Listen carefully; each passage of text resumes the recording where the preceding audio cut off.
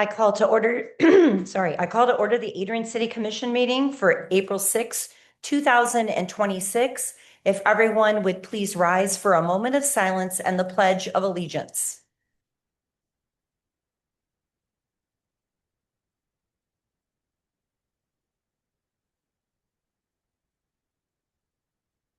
I pledge allegiance to the flag of the United States of America and to the republic for which it stands, one nation, under God, indivisible, with liberty and justice.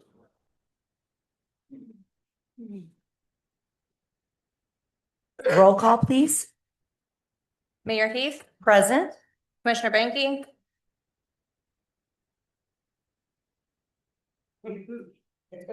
Present. We had to check the name tag. Commissioner Zeit. Present. Commissioner Schwartz. Commissioner Roberts. Present. Commissioner Moore. Present. Commissioner Cheshire. Present.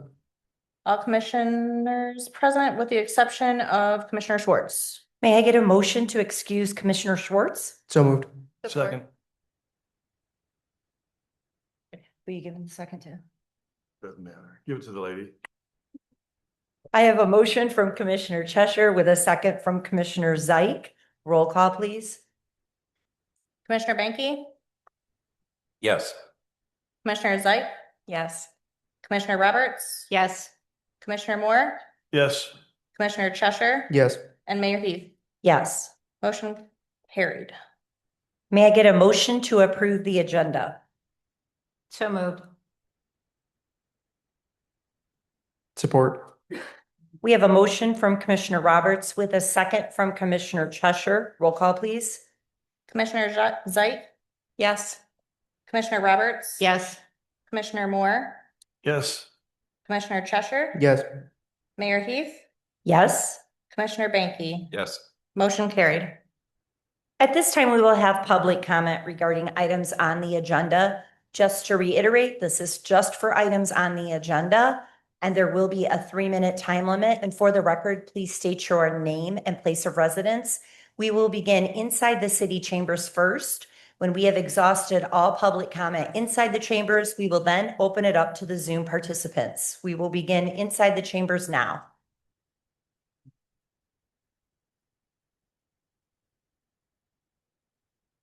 Hearing no public comment, we will now open it up to the Zoom participants regarding items on the agenda.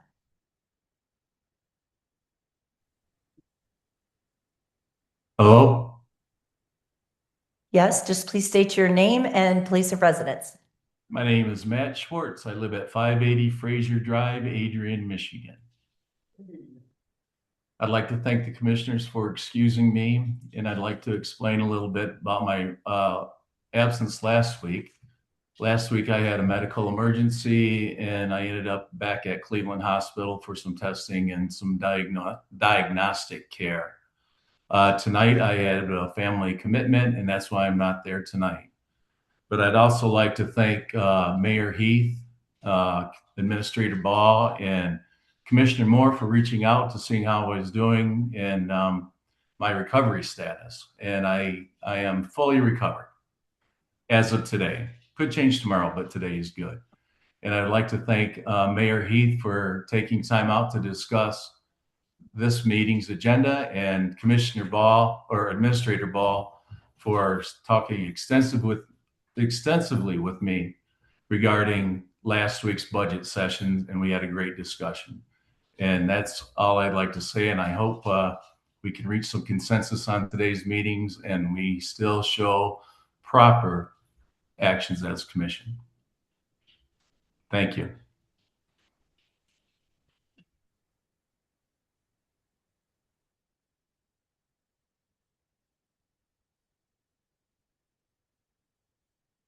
Hearing no more public comment, we will move on to proclamations.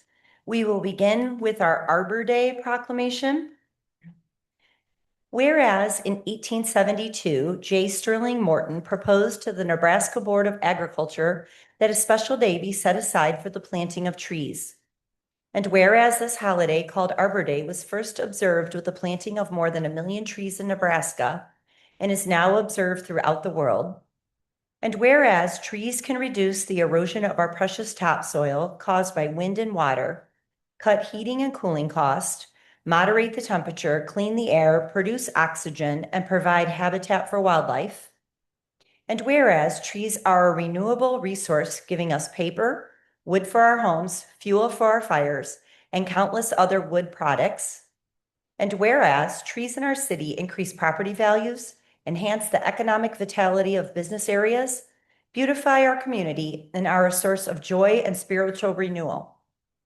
And whereas the city of Adrian has been recognized as a Tree City USA by the National Arbor Foundation for 47 years, now therefore I, Angela Sword Heath, Mayor of the City of Adrian, do hereby proclaim Friday, April 24th, 2026 as Arbor Day in the City of Adrian, and urge all citizens to support efforts to care for our trees and woodlands and to endorse our city's community forestry program.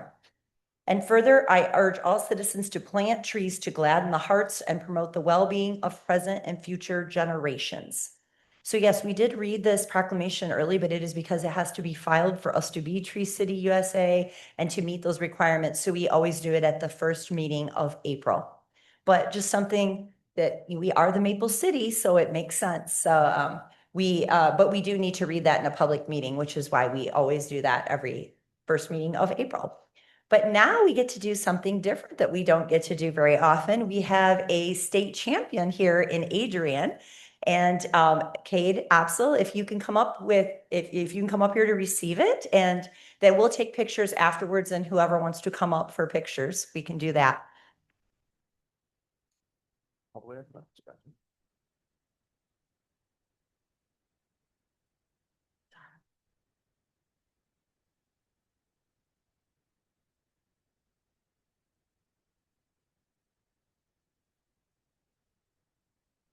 Whereas the city of Adrian, I'm very loud, sorry, takes great pride in recognizing the achievements of student athletes whose dedication, discipline, and excellence bring honor to our schools and community. And whereas Kate Opsel, a senior at Adrian High School, earned the distinguished title of MHSAA Lower Peninsula Division III state champion in the 100-yard backstroke at the 2026 Michigan High School Athletic Association Boys Swimming and Diving Finals.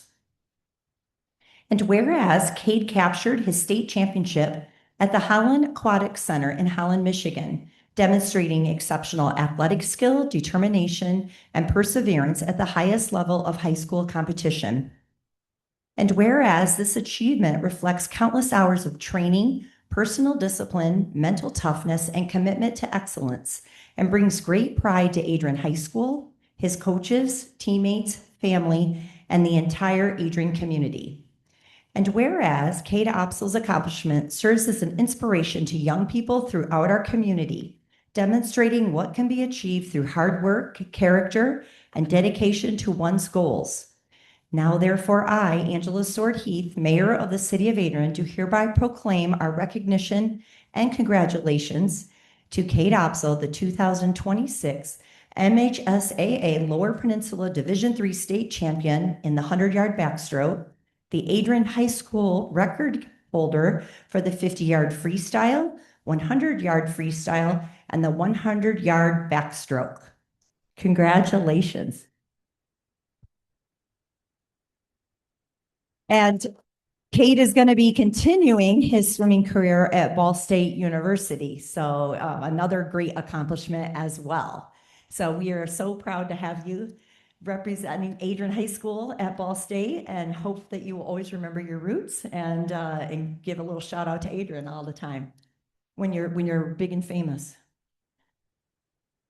But if you want to come up for any pictures, or you can do, all right, Mom said no. All right, I was just trying. But you can take some out there. You don't have to stay for the whole meeting, but congratulations again. What a great accomplishment. Yes. Do you want to say anything? Thank you all for being here.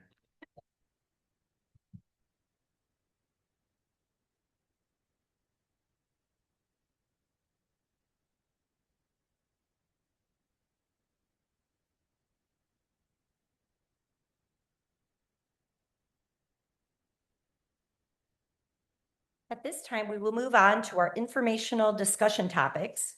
And we will begin with our Cesar Chavez Honorary Street sign. And so I'm going to turn it over to Administrator Chad Baugh. And I know we have some people here to speak on this, but I'll turn it over to you first. Certainly, thank you. With a discussion like this, it's not only important for the country as a whole, but specifically for the city of Adrian. A number of folks, a number of commissioners have brought this to my attention, and I was aware of some of the information that's been investigated most recently. And I think it would be good for the commission not only to educate itself, but also engage publicly with our citizens. And I invited Mr. Negron here to come up, and Sam, if you would like to come up and say a few words to help us discern and make decisions as it relates to the honorary signs. So if you would. Do I have to introduce myself and tell you my address like we do during the No. 3 minutes? Okay. Good evening, commissioners. My name is Ben Negron. I'm the founder and executive director of OLA. Since 2006, our organization has served to bridge a gap for the Hispanic community here in Adrian. Our mission has always been to ensure that our history, our contributions, and the dignity of the residents and the families are never forgotten or overlooked, specifically some of those who are what we would call our roots. We're here tonight because we're at a turning point. Recently, troubling facts brought to light by the New York Times regarding the legacy of Cesar Chavez have forced us as an organization, as a body, and as a demographic to look hard at how we represent our community. After careful, painstaking deliberation, OLA has reached a firm conclusion on how to best honor our history moving forward while staying true to our values. To deliver OLA's official position and our vision for the future of what we would otherwise affectionately call the Sunnyside legacy, I'd like to introduce our newly appointed board chairperson, Lisbeth Perez Cáceres. Good evening, City Administrator, Mayor, and Commissioners. I am here formally to present OLA's request to transition the memorial on Gulf Street. Specifically, we are requesting to replace it with the Cesar Chavez Memorial sign with a United Farm Workers Memorial sign. We believe the focus of our honors must shift from a single individual to the collective movement. The documentation of abuse and grooming associated with Mr. Chavez is a direct violation of the dignity we seek to uphold.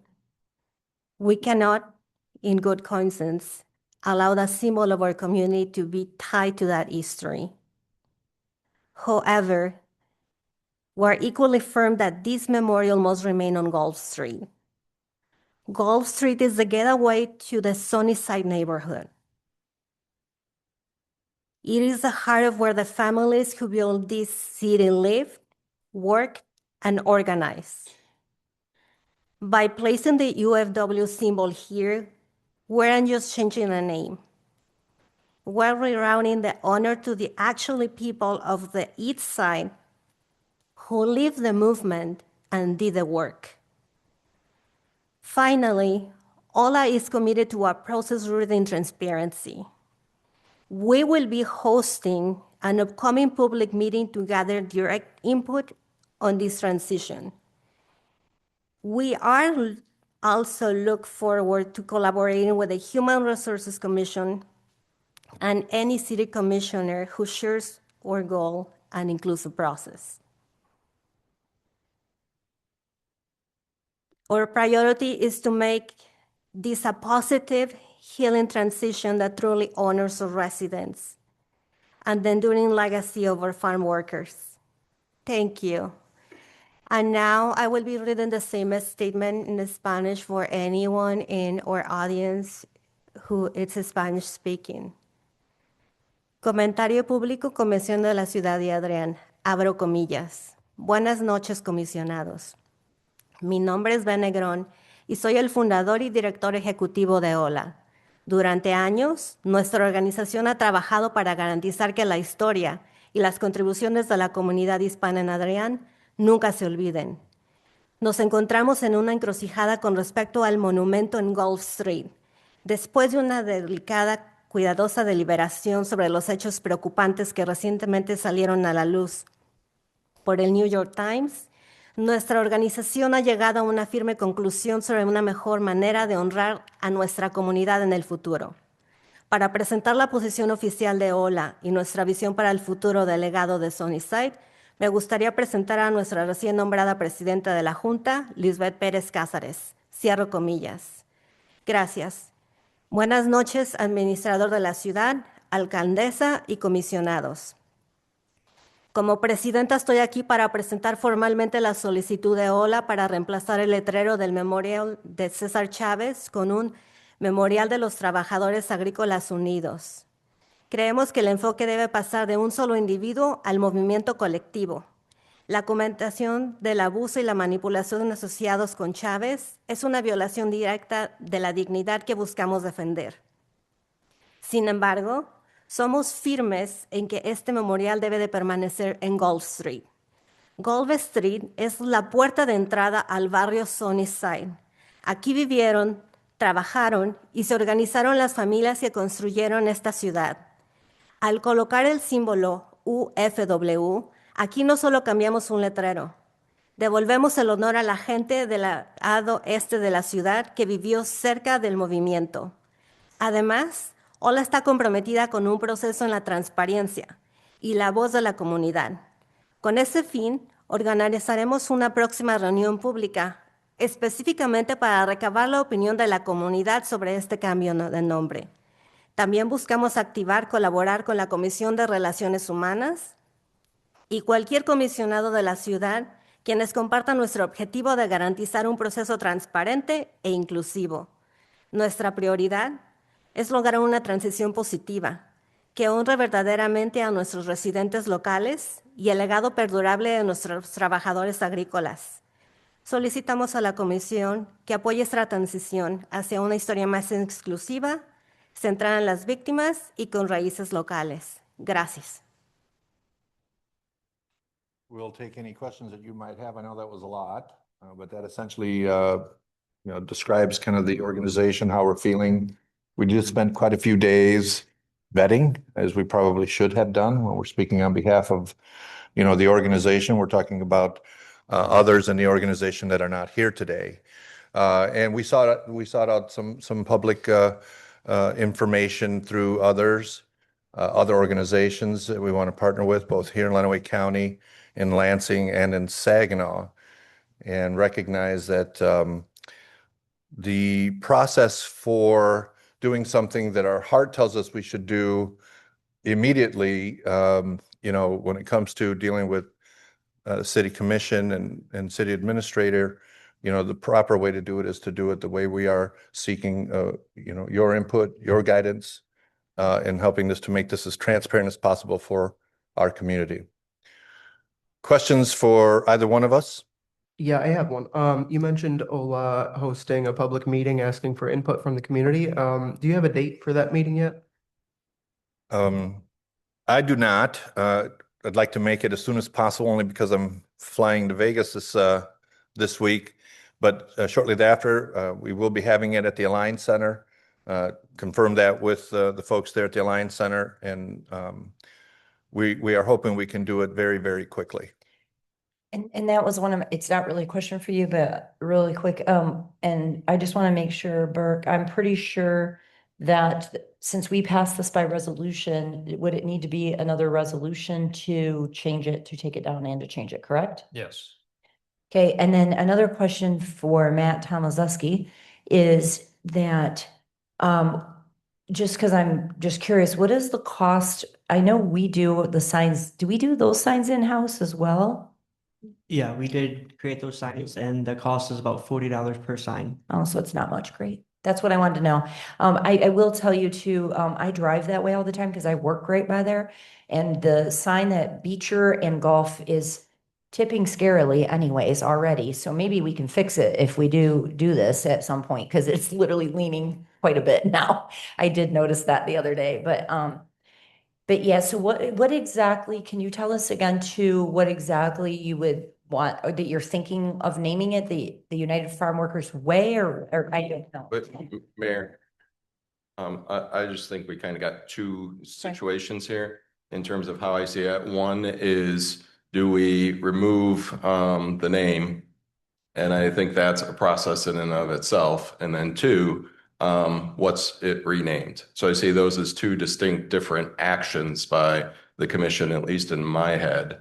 One other thing I did want to point out is we have a member from LEAD, which is our other Latino organization here in the audience, and to put her on the spot, if she wants to speak, we'll at least give a chance if you have any additional comments to say in regards to that. Hi, I'm Ashley Cavazos Frank. I'm a trustee with LEAD, Latino Leaders for Education, Advocacy, and Development. We're another Latino-led, predominantly women in our group, Latina-led organization, and we've kind of been in contact with Ben.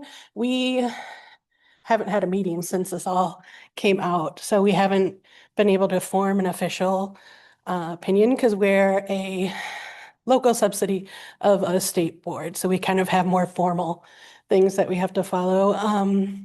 But we agree. We, three of us, our chair, our secretary, and myself all reached out to Chad almost immediately. I think it was March 20th. We reached out and requested that the sign come down. Being a predominantly female-led organization, like we have very strong feelings because we also have, I guess, experiences that were similar, or at least felt familiar to what Mrs. Herrera shared. So we, on top of, we're letting the other organizations hold the public discussions, but we on April 18th, Saturday, April 18th from 1 to 3 p.m. are hosting a kind of a salon for women in the community. Any women that have worked in activism locally that would like to come and share support or grieve or rage or just kind of be present for each other and have these kind of discussions in a space that's female-centered or women-centered. So we can have those kind of conversations. So that will be at Hilltop Counseling downtown on April 18th from 1 till 3.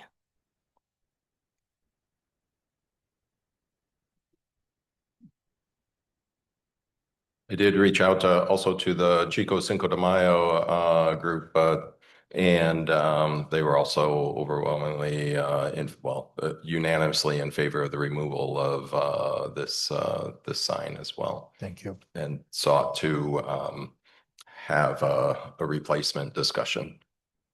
And that was one reason why I was asking Matt Tomaseski as well about the signs, because I don't know if it's an easier process when they take it down to replace it right then, or if it's not a big deal if we did take it down and then it still took a while before that next sign went up. That was where that was kind of going, but I guess I didn't clarify that. Sorry.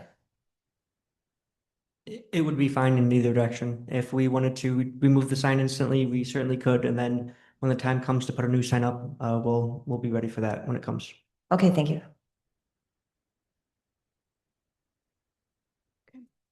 As I begin to step away from the organization, a little bit into the background, Elizabeth has a proven history and a rich success in both board governance, which is what you want out of, a chairperson, but really about the passion she has for the community and the collaboration.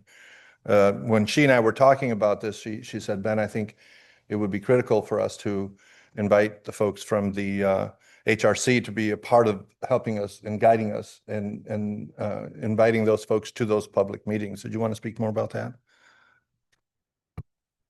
Yes, absolutely. The goal of OLA is to include everyone in the community, have transparency and get input from everyone. And Mayor, here you were asking about like the name change and to bring honor to people who live in Sunnyside area. We were looking into like changing the name for United Farm Workers. Any more questions for us? If you would, Elizabeth or Ashley or Ben, can you speak what other communities you spoke to Lansing and Saginaw? Has anyone left to sign up just for our knowledge to understand maybe what some of the pressures are in the state of Michigan? The research I've done shows that there are some, Okay. and they're in areas where we kind of expected them to be. Areas where, you know, the presence of Cesar Chavez, the Cesar Chavez Foundation are iconic organizations, and it's going to take a lot more than just a whim of, you know, a nonprofit wanting to change a sign. There's a lot of roots. There's some history goes back 40, 50 years. And so, you know, in hindsight, as we look at, you know, what we would have known or could have known 2 years ago, we wouldn't have moved forward with that process. And so as things come to light, I think some organizations react swiftly. We are attempting to do that along with our pause and ponder to make sure that we're doing things in accordance with the processes that we're presenting here today. Do it with the right people, with the right guidance, and then hopefully we won't have to go backwards.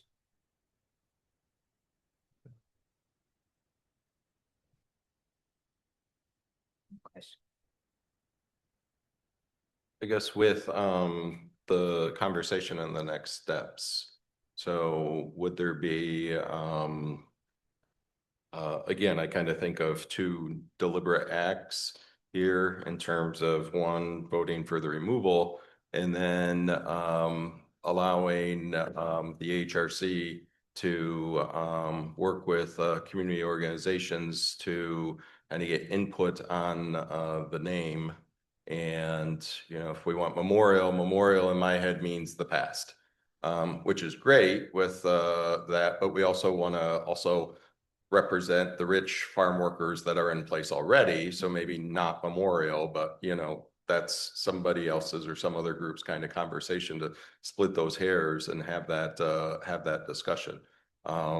So I think what I would like to do is see those two kind of separated.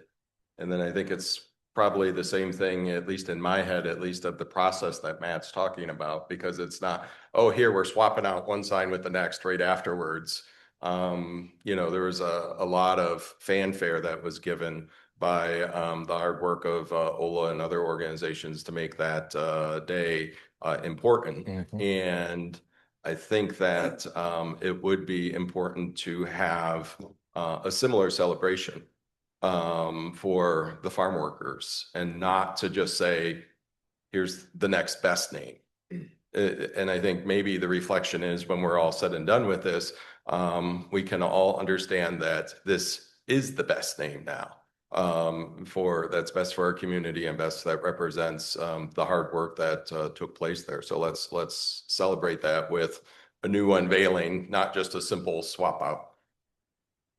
Yes, thank you so much for your comment. That's why we want to host a public forum and get input from the community to how best rename it. What I have seen that has been happening in some other communities and some other states where his presence was very heavy and he did a lot of work and so on, because we understand there's a process for the name change, is they had covered the signs with his name in the meantime until like the cities are deciding what to do with the name changes. So in your perfect world, would you want us to take the signs down? Let's say we do a resolution tonight, even though it's not on the thing. Elizabeth, would you want us to take the signs down in the interim? And while you're getting more public information and working with the HRC, or do you want us to leave them until you get that public comment? I think it would be really great to like take it down or at least cover it but like, I don't know the process, and that's why we're here, like seeking for guidance. Well, and that's one reason why I did ask Yes. if it was a problem to take it down and then put a Yes. new one up. And so hearing that it really doesn't matter, I would really love if, I mean, my opinion is to try to have a motion tonight to remove it, effective immediately, and, you know, and to have Administrator Ball make it publicly notice that it's been removed as well. But I'll have to have somebody put that motion out. I'll have to have a second if that's the way we decide to go. But that is what I feel like we're hearing, and I've actually researched a lot of this as well. As soon as I heard about it and started receiving emails, I looked into it as well, and I know Administrator Ball was looking into it. We both talked about it quite a bit, and you know, sometimes you're not sure how much is credible, what isn't, and as time, you know, it took a few weeks, but as things were filtered through, it became very evident that it was true, and that this is an action that most likely should be taken. So Thank you. That's why Ola was doing some research as well before we came with a public statement on social media. And if we think about the location where we have the sign, just across the street, we have a Mexican store. And a lot of farm workers are coming, and others in residents, but particularly like farm workers, and are coming and are still seeing the sign. Madam Mayor, is now an appropriate time to make that resolution. I would like to do so with one caveat. So I move that we remove the Cesar Saja's honorary street sign as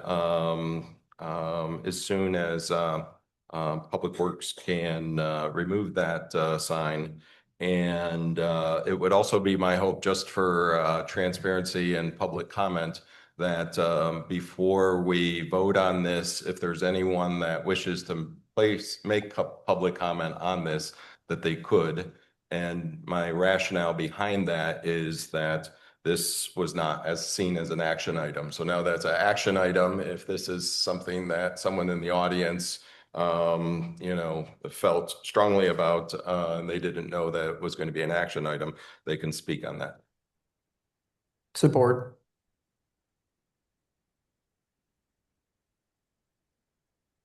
I don't see that as an issue. I'm just making sure with our city attorney. Okay. Your choice. So we have a motion and we have support. So at this time, we will open it if there's anybody that would like to approach the dais with public comment or on Zoom, but you must state your name and place of residence, and there still will be that 3-minute time limit that you will see on the screen. Thank you.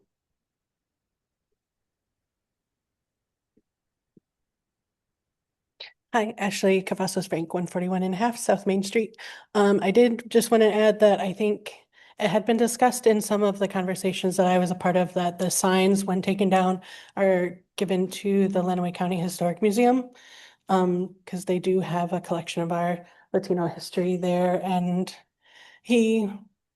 that is part of our Latino history. So I think that when they do come down, that they should probably be donated to the museum for the future. Thank you.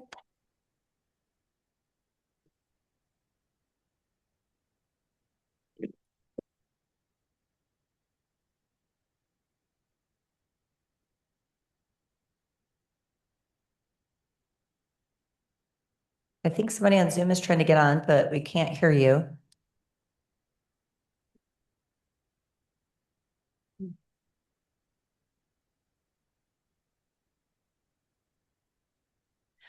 All right, hearing no more public comment, we have a motion by Commissioner Banky with a second by Commissioner Cheshire to remove the Cesar Chavez sign, honorary street sign, as soon as the Department of Public Works can get out there to remove it. And also that it will be publicly noticed that the sign is being removed. Roll call, please. Commissioner Roberts, Yes. Commissioner Moore, Yes. Commissioner Cheshire, Yes. Mayor Heath, Yes. Commissioner Banky, Yes. Commissioner Zeit.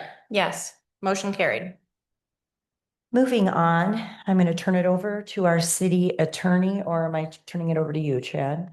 Which one am I turning it? Okay, I'm turning it over to our city administrator, Chad Baugh, to review a legal opinion about the memorandum of understanding with Lenawee Now.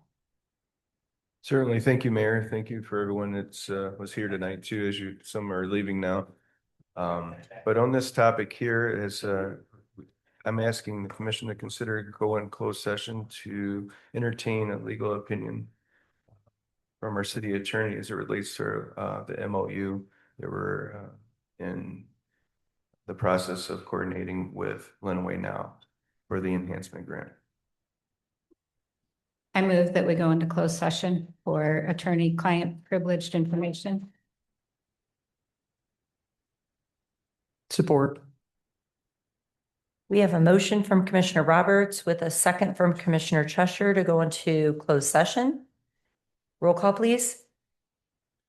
Commissioner Roberts, Yes. Commissioner Moore, Yes. Commissioner Cheshire, Yes. Mayor Heath, Yes. Commissioner Banky, Yes. Commissioner Zeit. Yes. Motion carried. We will be out as soon as we are done discussing this and continue on with the meeting. Thank you for your patience.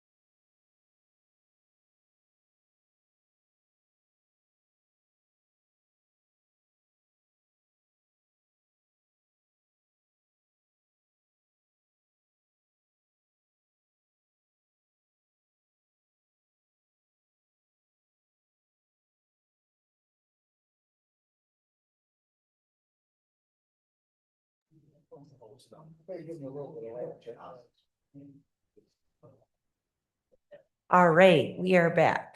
Thank you for your patience. We are moving on now to park rental rates. So I will turn it over to City Administrator Chad Baugh. Thank you again. In our effort to bring clarity and have a public discussion about these rates, I invite our city engineer and interim Parks and Rec director to the mic. Thanks, Matt. Thank you, Chad, and good evening, Mayor and Commissioners. I have a few topics to discuss tonight, and one of them being the parks rental rates. So just to give you some background, every couple of years we go through and do a study just to make sure that we're covering our cost for the fields and the equipment that we use. So we have proposed some new rates this year, one of them being at the Piotr Center. We upped everything $10 between resident and non-resident. And we also got rid of our weekend rate. So it's just Monday through Sunday. It's the same cost just to make it easier for residents. There's been no increase at the Piotr Center since 2018. And then as far as our shelter and gazebo rentals go, we tried to standardize the cost so it was easier for residents to understand. On the left there is what we used to have, and on the right is what we are proposing in the new rates. We just feel that it'll be easier for us to do the paperwork, the residents to understand what they're getting, and just easier to comprehend overall. And I'm going to interrupt Sure. because I think that change right there is wonderful. So good job. Just trying to make it easier for everyone. I do have a question. So with Piotr, we eliminated Saturdays and Sundays. And then or we have the Monday through Sunday, but then we have Saturday and Sunday rates on these others. Is there a reason why we kept one and ditched the other? We just, again, standardizing the cost. We didn't feel like there was a whole bunch of different rentals happening between the weekends and the weekdays. So we just decided to standardize the cost throughout the week.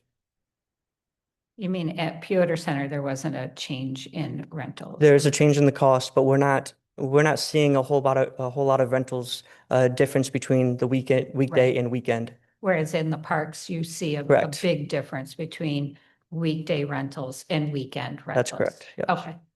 So demand is up, so we're increasing price. Correct. Yes. We currently have an acreage rental rate as well. There's no changes being proposed to this, but I just wanted to put all of the rates in front of you guys so you guys can see what we have. And in the packet was the list of rates for everything.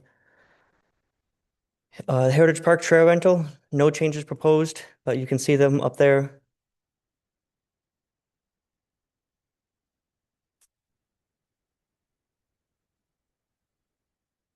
Vince, do you? No.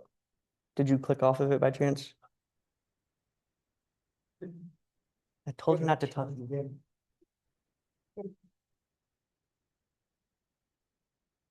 Yeah.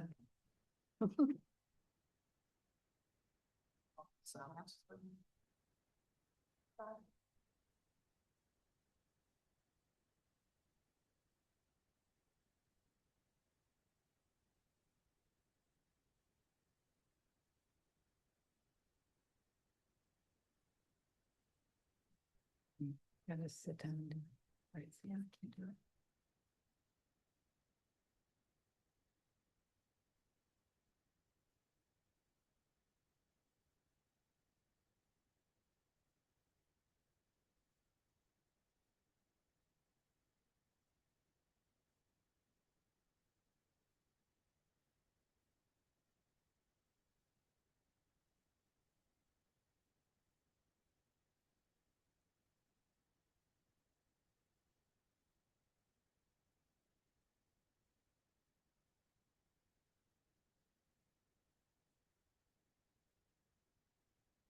Matt, you're just not a Michigan fan and you don't want us to go watch this game later. That's what it is, right? You're trying to stall us? Oh, is there a game tonight? He is an Ohio State fan. Well, I don't know.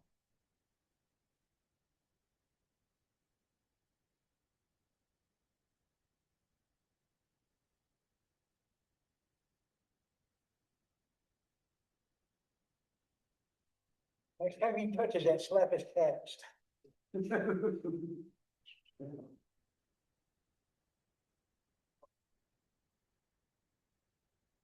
Sorry about that. We also provide hay rides and fall parties at Heritage Park. We are currently not proposing any changes to those fees. Disc golf course rental, we do have fees available, but we haven't been able to utilize that yet, so we are reducing the rates just to try and acquire some more participation out there. The athletic fields, again, we tried to streamline the process here. We had a whole list of cost for each field. As you can see now, we're proposing that most of the fields are all the same cost, except for Riverside. That field is double the size of the other one, so it does take more time and supplies to stripe the field. So there's a little bit of cost in the athletic fields compared to what it was, what it currently is now. Can I ask one question about the disc golf? Do we advertise it somewhere? Like, I'm just, do people not know? Do you think that's why, or is it because there are so many of those stations now at different places, like at different campuses and different spots? Yeah, we have, I think, 4 within Adrian, 4 disc golf courses. And it was first come, first served basis. And at the time, well, after, I'll say a couple of years ago, we used to have some interest in running tournaments. But it seems like there's not a lot of use out there for groups. They want to go out and disc golf with just their friend and not as large groups for tournaments. So they don't necessarily need to rent the whole course. Football fields and soccer fields, no changes proposed to these rates, but this is what it costs for us to stripe the lines at Heritage Park. And what is going to be new is we have never had a concession stand rental, so we are proposing to have rates to rent out for tournaments at Heritage Park and Island Park. So these are newly proposed rates. And people had been using our concession stand without having a cost to them? That's correct, yes. And would we be, the city, be responsible for having someone out there to open them, run the lights, close them, make sure the garbage is out, clean them, all that stuff? We would ask that as part of the agreement, and then we would have our parks crew take a look at it the next morning. Okay. But we would not have someone on staff to run the concession stand. That would be up to the Right, no, organization. not to run it, Yes. but we'd still have to have someone out there to unlock it and lock it. That's and make correct. sure the garbage is out and pay the electric bill. That's and correct. Pay the water bill and all of that. Correct. Okay. So with Heritage Park and schools with cross country and so forth, is that a different agreement that is in place outside of this? Yes, they utilized this concession stand, but we now have a rate structure for them. They usually utilize the trail rates. I'm sorry, and not specific to concession stand Oh. rentals. I meant like for the county tournaments or that sort of stuff. They utilize our trail rates, yes. Okay. Yep. Yep. Okay, so it's based on that. Yes, correct. And then one topic was pickleball court rentals. We currently don't have any fees in place. We were looking around, and these fees are actually much lower than what we found. They usually run between $35 to $50 an hour. But we are proposing, if you want to rent a pickleball court, we would have a max of 3 rentals per day. That would leave 3 open to the public, and then we'd only allow tournaments which would take all courts once a month. So if we had a tournament proposed for this month, no one else would be able to rent a tournament for the rest of the month, but we would propose the following month. So these are the rates that we came across. And again, we want to emphasize that we would still have open courts. We would only allow 3 rentals per day. And when you say rental, you said an hour? An hour. So these are hourly rates. So they could rent 1 court for $20 an hour. Okay, but they wouldn't be able to rent 1 court. One person can't rent a court for 8 hours in a day. That's correct. They would get 1 hour. They would get rent 1 it hour, for 1 yes. hour, and that's it. Yes, and they could, because we have a lot of people calling for lessons, so they could do every Wednesday at 10 o'clock, they could rent for that hour. Okay, and then 1 weekend a month, you said? 1 weekend a month for tournaments. My only feedback on this is, this would be a great opportunity to create a QR code and put that out at the pickleball courts and create a survey to kind of see what the community feedback is on that. Because while that could be in some regards, oh, this is great, I can now create my own side business with teaching pickleball. That also eliminates an opportunity for residents to use pickleball. So I don't know, maybe they like it, maybe they don't.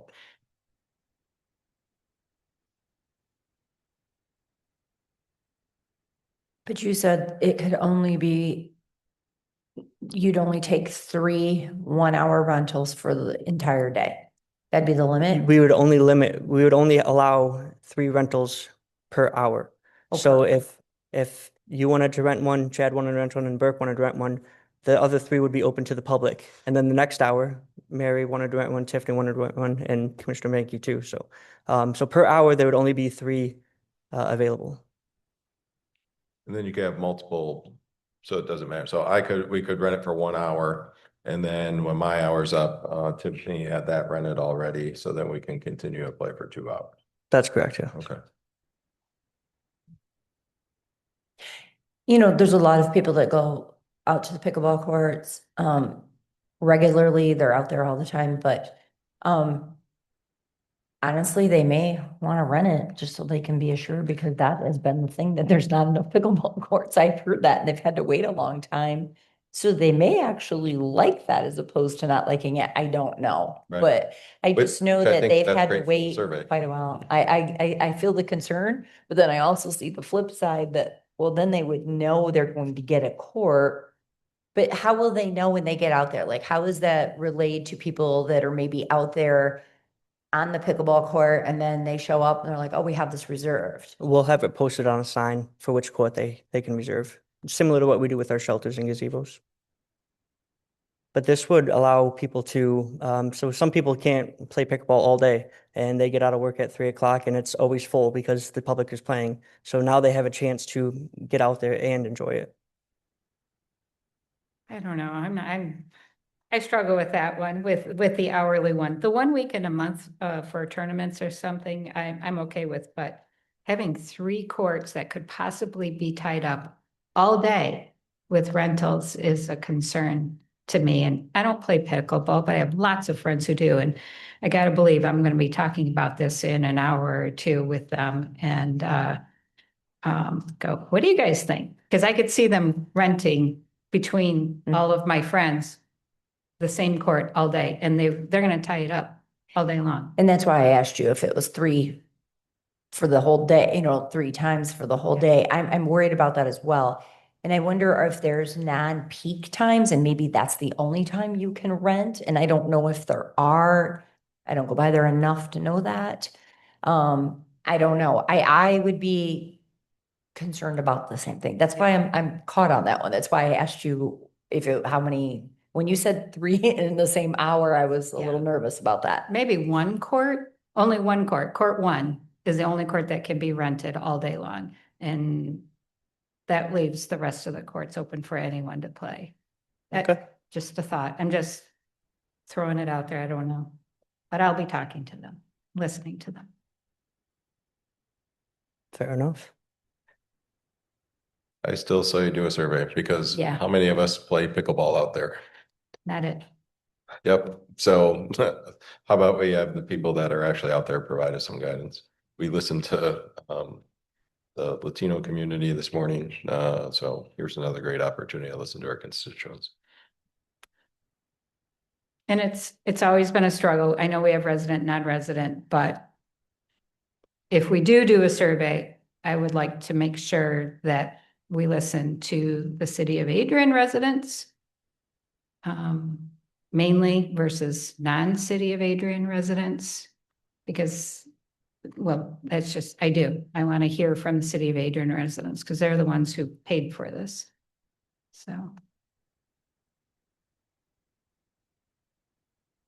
Okay, moving on. So all rentals, this was kind of just to clean up some of the language on our forms. All rentals would have a $200 damage deposit as needed. $25 per hour plus material and replacement cost. And we would require liability insurance for groups over 100, depending on the type of event and what items they brought to the site. Obviously, we want to be protected as well. And then there would also be a charitable discount of 25% for any event out there, for any rental that we have. Unless there was a group that came to the commission and asked for a free rental, like we do for pickleball. We have the rental with Habitat. Habitat for Humanity, yes. Moving on to swim lessons. So my predecessor, Jeremiah, was given the task to look into swim lessons through APS and taking what we had last year as far as applicants and the cost that it was and the cost to work with APS now at this point. We were at $40 per group or per person last season, and we are up to $74 this season. So the resident rate would be $74, and the non-resident rate would be $84.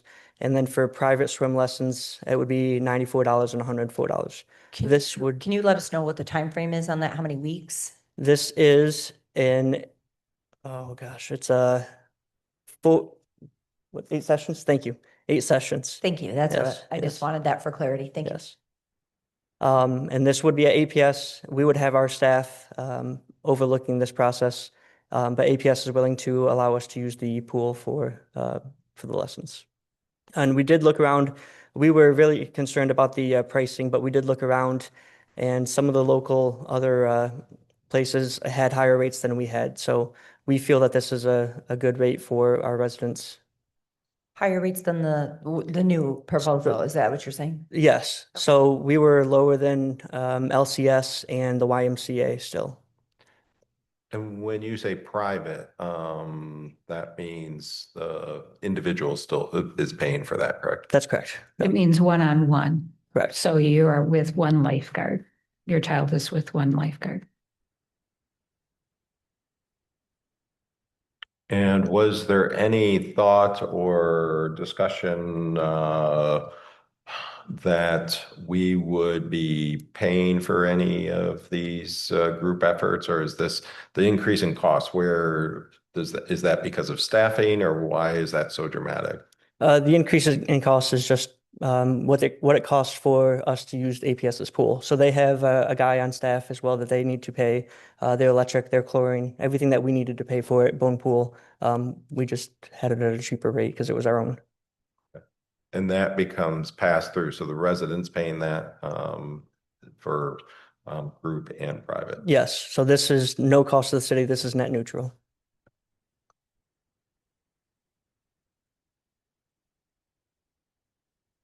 So this is a separate resolution tonight. All the other park rates are combined into one. So if you guys decide that you guys aren't ready to commit to one of those rental rates, you guys will need to remove that resolution. But this one is its own separate resolution in the agenda. Any other questions in park rates? How detrimental is it if we do remove it and put it off until the next meeting on the park rental rates? Just because I know we're coming into the spring season and all of that. I'm asking that as well. Could it be, I'm asking if it could be something where we approve that resolution with removal of, maybe it was pickleball or something like that, so that you can proceed on, because we are coming into the high time for people to start reserving rentals. Yeah, we've gotten a lot of requests so far already, but I think yes, the attorney has said yes. So you can remove certain language if you feel the need. I just know that for comfort of knowing what the pickleball community would like to see, my request would be to remove that right now and get that feedback before we proceed with those rates. That's my thought. But you said those rates were lower than surrounding areas, right? That's correct, yes.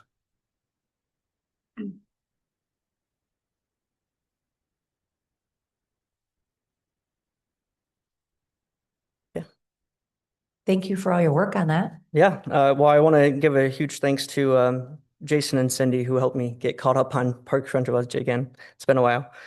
So moving on, we will have the next presentation of Monument Park.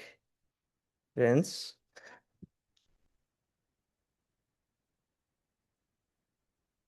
There you go. Oh, other one.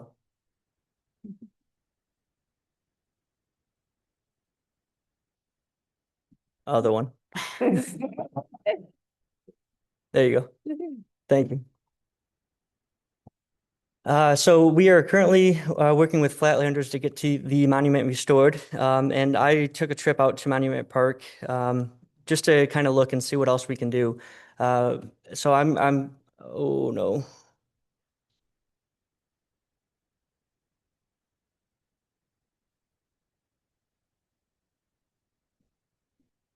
He opened up a shady email.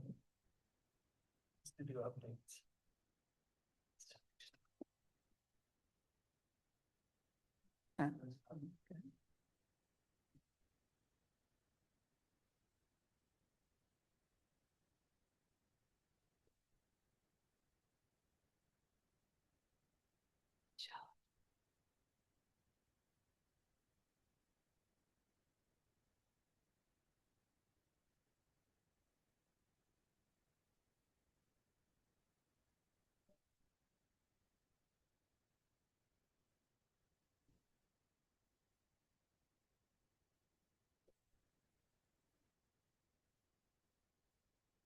If Matt, I don't know about the rest of you, but if it's okay, I don't have a problem with Matt speaking from the computer screen if that's easier.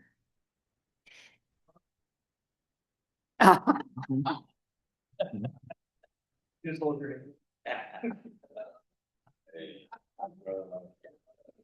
right.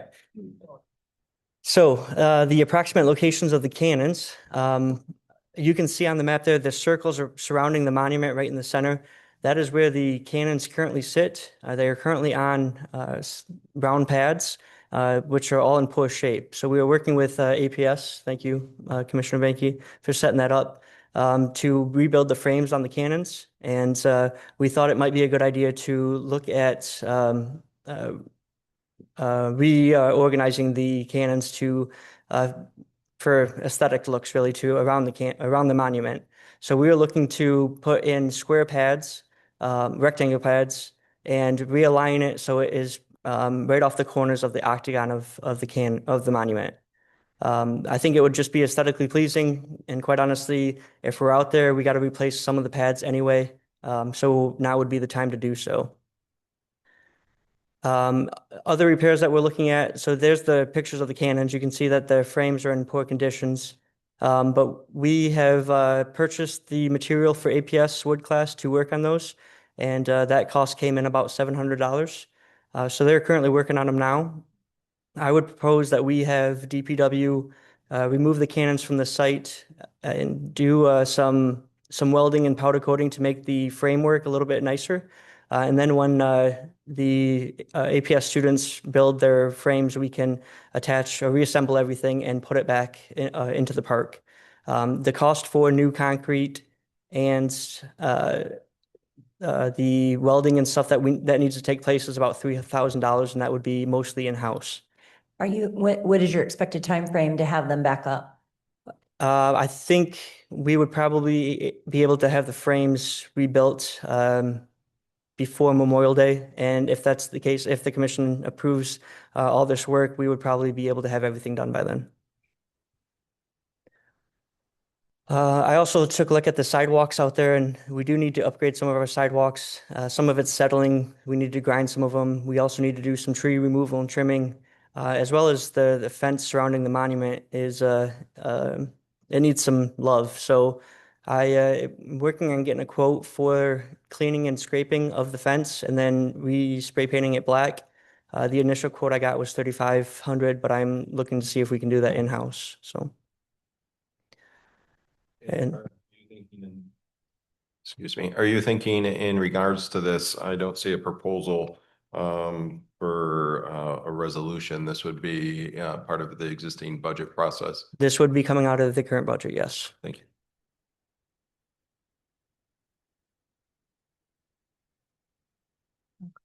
Matt, also I'd like to thank the Superintendent Parker's in the back who coordinated this with you. He's in the back of the room, so thank you for getting APS and of course Commissioner Pinky for the idea. So Yeah, thank you. Good job. Okay, so if we're good to proceed on that, then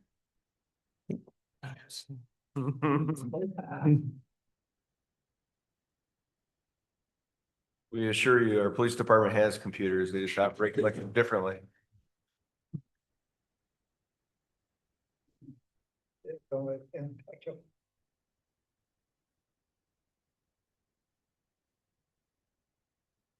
the last presentation I have is in regards to East Maple and East Maumee intersection. Oh no. There it goes. So currently, that is the aerial view of it. Maumee is the one that comes in from the northwest corner. So if you can see that, it's a very wide intersection, so it's a very wide crossing for pedestrians. It's 120 feet wide. And a lot of people take that route heading westbound and speed through there. And I'll go through some of the incidents that we've had out there. But these are some of the different viewpoints. So this is heading westbound on Maumee. And if you look in the kind of the middle right of the picture there, you can veer right onto Maple. And a lot of people take that at a high speed, causing some accidents. This is the view from South Dean Street looking across to Maumee. As you can see, looking across to Maple, as you can see, it doesn't align. So we would look to realign that entire intersection with South Dean Street. And this is the crossing standing in the middle of the intersection. So that is the entire path that pedestrians would have to cross if they wanted to cross at that point.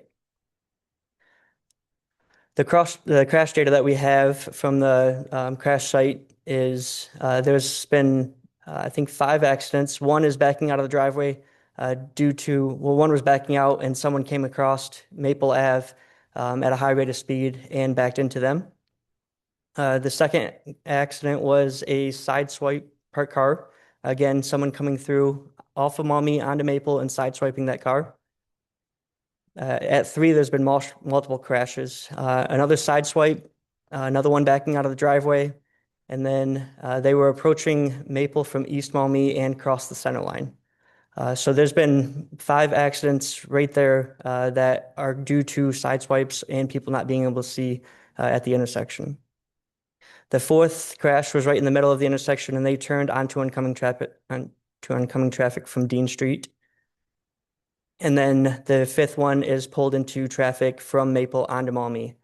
So our goal here is to slim down the intersection, make it more pedestrian friendly, and allow people to actually turn into it as it is an intersection rather than veer into it.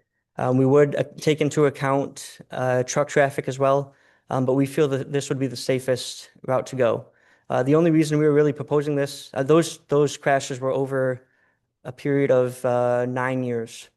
So it's not that there's a lot of crashes every year out there, but the only reason we are proposing this is that we are doing Maple Ave construction in the fall. So we thought now is the time to do it if we wanted to make things safer.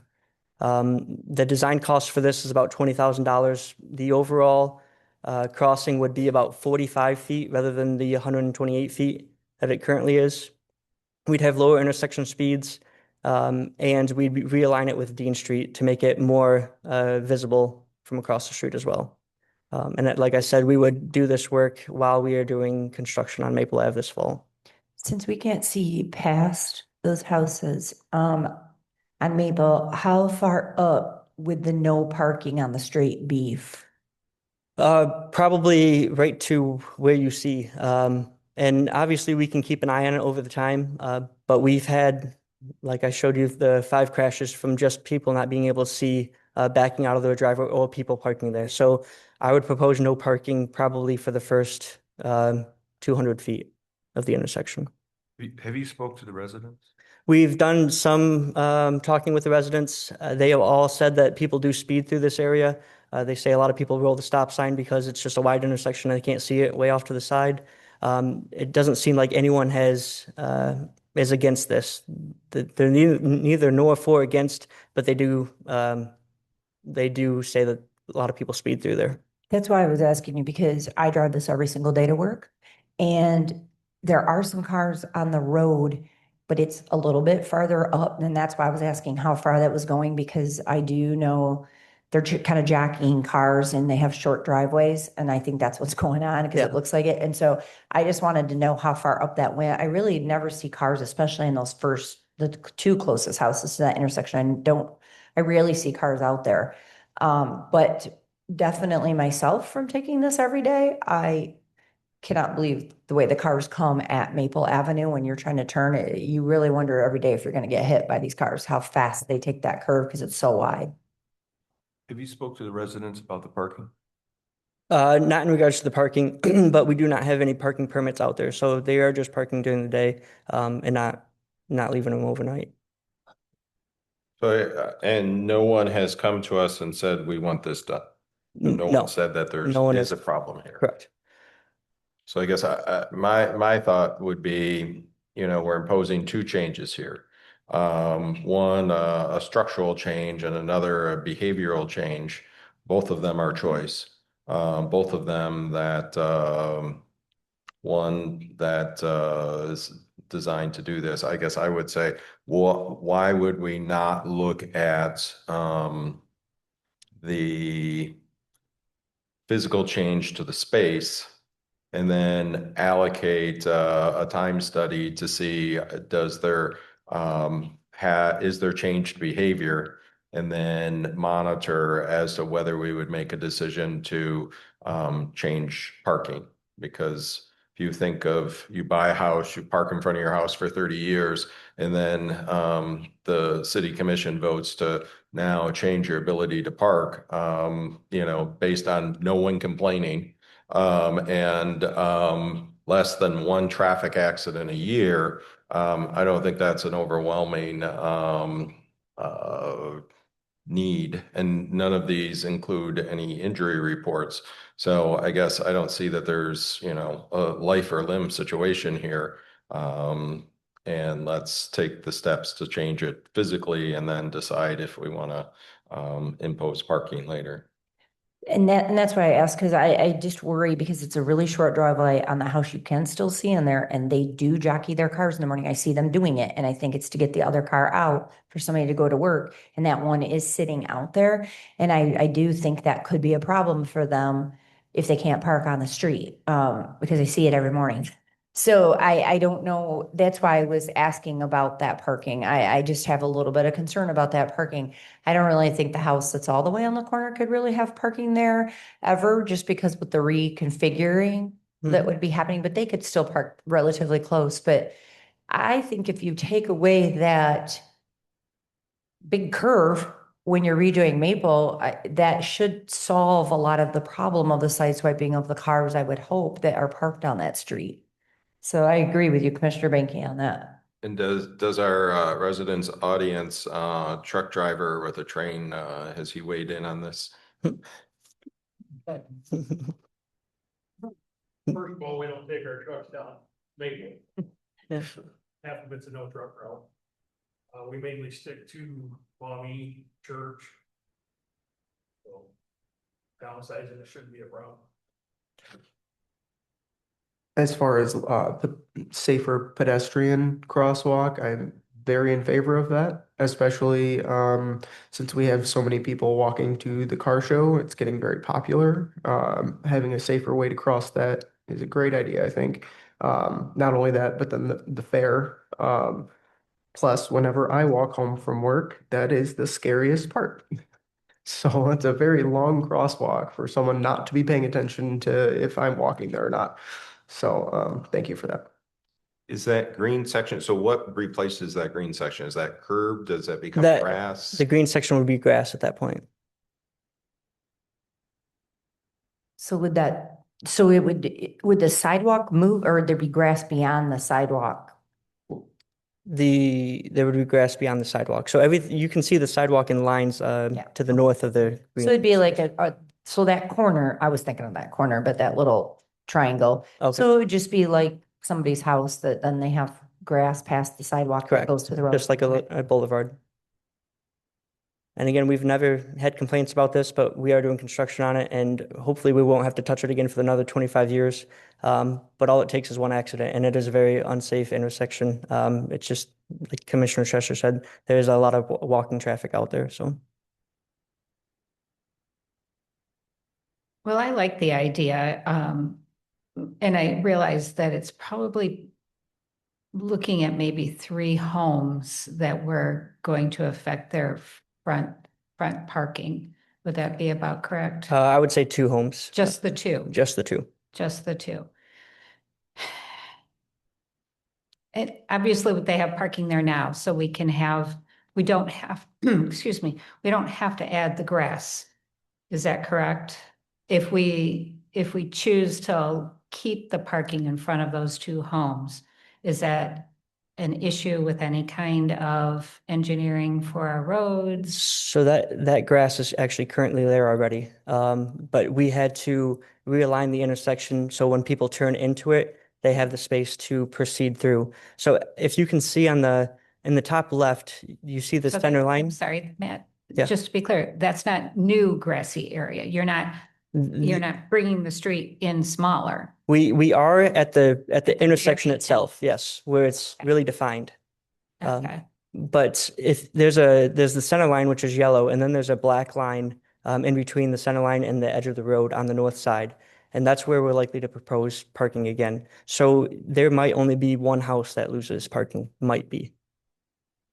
Thank you. That clarified a the lot for study- me seeing yeah. that there. Because I was also worried about that church because I drive by there on Sundays because I go to work on Sundays.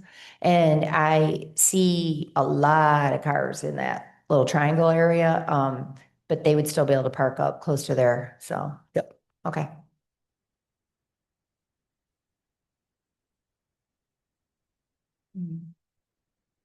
What direction do you need from us?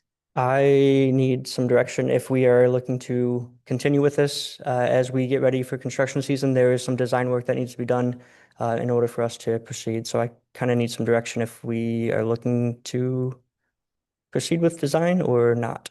Do we need to let you know tonight, or is it, But are you putting stuff out to bid soon? next meeting is fine. Yeah, Can you just let us think about it? sure. I mean, that's my opinion. I guess my opinion would be if prior to that, we would also do a public hearing related to it. Or at least give an opportunity for the people in that area to be noticed and to provide public feedback instead of waiting till Tuesday after our next meeting and not have had an opportunity to voice their concerns. I think with the small amount of people affected, I think if we just noticed them and exactly gave them the plans of like a picture of this and like where the parking would begin again and what it would look like, maybe to get the feedback that way. And give the date of our next meeting. Yes, yes. Right, yeah. Fair enough. We can also set up the route now with the intersection now with cones and just see how people handle it. So if we set the cones out in place and set them up in a way to mimic how it would be designed, we could kind of gauge traffic in that sense too, just to get an idea of how it would impact traffic. Okay. I will say the lining up Dean, because sometimes I've come down Dean to turn and that is very hard to maneuver there. If you're even turning right off of Dean onto Mommy, it can be very difficult with that wide, not lined up intersection across from you. And also, are those our trees, and are those trees also causing vision issues? I don't think that one is one of ours. I mean, because picture where you have the accidents has a different set of trees. Yeah, we'll take a look If at you go that. up to slide Yeah. 6, that one has a different set of trees. Yeah, so it looks like there might be 2 trees in the boulevard. But we'll certainly look at that too. And then also that one on Dean Street too, right?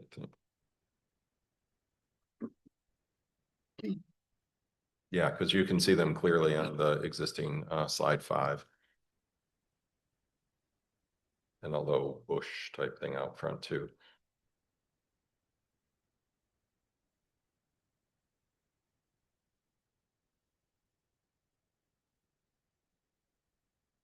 Anything else for me? Thank you. Thank you.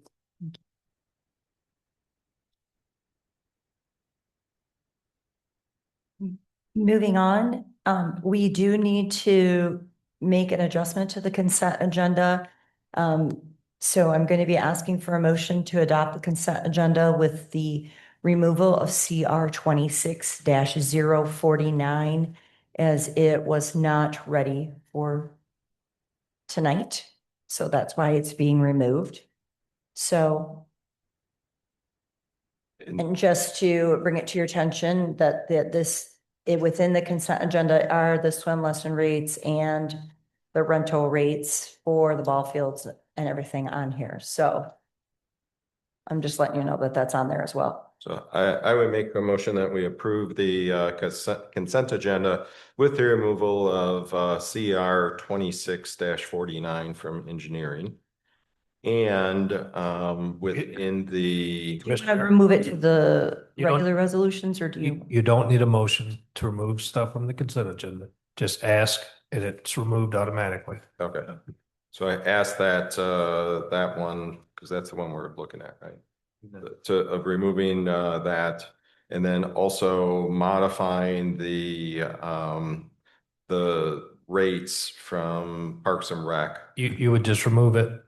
You only have a choice of keeping it or removing it, and then when you remove it, you can Then it you can goes- make whatever we you have want to discuss it later. adjustments. Yep. Okay, and removing that one as well. CR 26-46.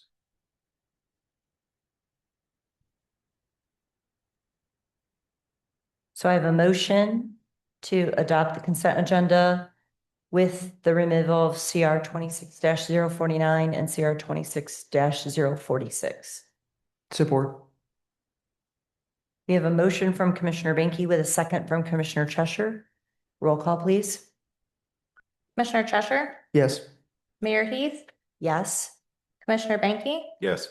Commissioner Zeit, Yes.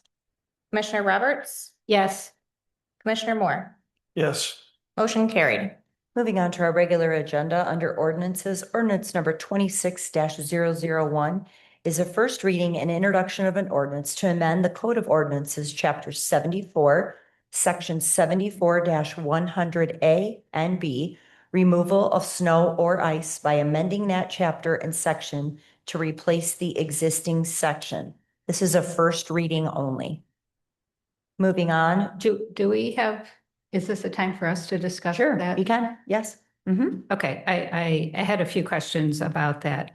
The snow removal within 24 hours of the ending of the snow event is fine. I think that's similar to what we have now, correct? No, we have till like noon of the next day, I think is what the current one is. The ice one, though, says it shall be cleared from all sidewalks in the city immediately upon cessation of the storm. And Commissioner Hunt, City Administrator Baugh and I had this discussion. I'm like, what happens if the ice storm ends at 3:00 in the morning? I am not going out there at 3:05. What does immediate mean? And I struggle with that word. I would like that to be looked at again. I don't know that 24 hours is acceptable or if anyone else has this concern or not, but I struggle with the word immediately. So that's my concern with this reading. Yeah, I would also like that more clear. Because immediate's about perspective. perspective, yes. What does immediate mean? And I don't know if either of you have any weighing in on this. Yeah, when you look at the ordinance, it's the way it was written and reviewed. It was the interpretation of the department in my office that it would be a public safety emergency before that would actually be enforced. To your point, we could definitely clear it up by the next meeting, I think, and make it a little bit more clear. Okay, thank you. Any other discussion on this? We're comfortable this then becomes enforceable and there can be a system in place to identify those violators and then how we can move forward with having those areas cleared or salted. To answer your question, yeah, the system feel much better with the department actually use the employees that are in place to do that work to enforce the ordinance. They felt much more comfortable with the way this was written and reviewed by the city attorney. I think the clarity that's been offered today would even help the citizens more understand it just as clear as the employees. Is there maybe some, I guess, thinking about that time frame, and this could be a good discussion back with that department. If that department doesn't start before 7 in the morning, and the snow, stops at 3, I mean, there's even with the 24-hour rule, it's one of those things that if it stops snowing at 3 in the morning, you have 24 hours, but no one's going to be there from 3 in the morning until 7 to enforce it, then maybe that time frame of, at 7 a.m. or noon or 10 or something like that would come in handy along those lines. But again, if that causes too much of a problem, I'm fine without it as well. We do have the community development director here. She works directly with some of the employees that had some issues with the ordinance and the enforceability in the past. So if you could clarify, at least from your perspective, before we come back. Sure. Thanks, Chad. Thank you, everyone, for considering this and the changes. These changes are being proposed to be implemented to make this process clearer so that we know immediately upon a snow event ending or ice event ending that that's greater than 3 inches with the snow part of it. That's been put in here. But in all reality, it'll be at least 3 days before we get somebody out there to take action if the homeowner or the property owner has not already removed the snow or ice from that property. So even though it's immediate, we literally will not be there for days. So it's to be clearer on what we can do if we have to, if it's a threat to the public safety. And that's where we kind of lean on that piece being a threat to public safety. But we will not be out there at 2:30 in the morning if it ends at 2 or 3:30. It's going to be days. We have to get all our city parks, our city streets done first, and that is the priority. And then we let the contractors know to do that, the rest after. So I'm not sure if that answers your question or clarified it, but also this wording, a lot of it was gleaned from other municipalities who have these pain points. And so I crafted it in that way to work for us. Thank you, Lisa. You're welcome. Moving on to ordinance number 26-002. It's a first reading and introduction of an ordinance to amend several sections of the Adrian zoning ordinance. This is a first reading only. Is there any discussion on this as well? Yes. Yes. You might as well get up here, Dan. Do you want to go first? Sure.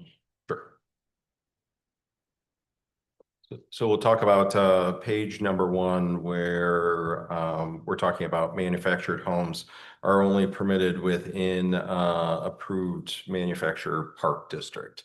So it's my understanding that there were some manufactured homes that were placed on foundations recently throughout the city. So those are obviously grandfathered in and we would make a change moving forward, correct? Yeah, I believe our old zoning ordinance also prohibited it, and there were a couple that did slip through before I was here. So yes, there are a couple of but for the most part, they have only been ever for a lot of years allowed in mobile home parks. Is a mobile home and a pre-manufactured home the same thing in your eyes, or are those different? There's several terms: manufactured, mobile. Um, Generally speaking, when you look in here, they draw a distinction between homes that were built after June 15th, 1976. And the reason for that is because they go through a HUD inspection process. And it's different than the state of Michigan's building code inspection process. And in fact, mobile homes can't comply with the Michigan building code. There are some egress door height issues and other issues regarding not having a permanent foundation and so forth that don't make them compliant with Michigan building code, but because they are compliant with HUD, they are allowed to be. So I don't know if that answered your question. Well, I know there was, when I was working with Habitat for Humanity with the McKinley property, we were exploring prefab homes that would be built offsite, and then they would be relocated to the McKinley site. And there was, the potential of having 11 of those. They weren't mobile homes, but they were prefab homes. So I'm just saying that was a fact of ease of build, but it wasn't the lower quality. So I just don't want to eliminate those as a possibility for housing, because it sounds like they were of quality, a much higher quality, 2x6 construction, that sort of stuff. So would that kind of fit in that category? Are you familiar with that sort of? I'm not familiar with exactly what type of structures you were talking about for that particular property. I think more recently of like College Station, the student housing that Adrian College put in over on Industrial Drive. Probably in some ways is similar to what you're talking about. They are pre-manufactured offsite. They're not really a mobile home, but they're certainly not a stick-built conventional construction home. Most of the time, those are in some sort of a PUD or development that is for a unique purpose like that. And those do not fit the definition of a mobile home? Okay, thank you. That's all on that one then. That answers that. The next question I had was a hoop house and tension fabric structure. So I see that's a definition. Does a dome qualify as a hoop house or tension fabric structure? No, that is supported entirely by the air inflating it. It is not supported by hoop structures. On page 2, it says, so I'm not sure where this editorial comes from. It says cafe seating in the B3 district. And then in italics, it says the old ordinance specific seasonal dates by which such seating would be installed and should be removed. It says the new ordinance is silent as to when he says the new ordinance, they're not talking about what we're proposing. It's the ordinance that we just adopted maybe 6 months ago. Yep. Okay. So then this new language, my only concern here was related to number F, where we're talking about bolts and screws, that we don't want them above the grade level. But does that then give a business owner permission to every year drill a new hole in the concrete because their previous screw that they mounted in there, they just cut off, so it was flush with the grade? I don't think it gives them permission to. I would need to speak with Matt about it a little bit, but I think more along the lines of an anchor that the female portion of the thread remains in the concrete so that the bolt can be unthreaded from it, and the portion that remains is flush with the surface. So it's still there, can be reused the next year, but But it doesn't require a new hole every year. Right, yeah, and I think that's what I was thinking of, but it doesn't say that. Okay. So, So maybe that's something that ought to be considered as, you know. right, yeah, because I know in many downtowns, in those locations, you can see the 6 holes that were drilled from, or Right. those mountings from there.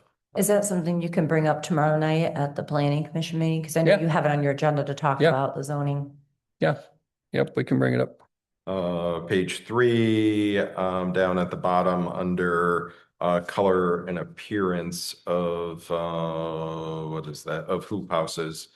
It indicates logos and signage shall comply with the sign ordinance and shall not be painted directly onto the membrane.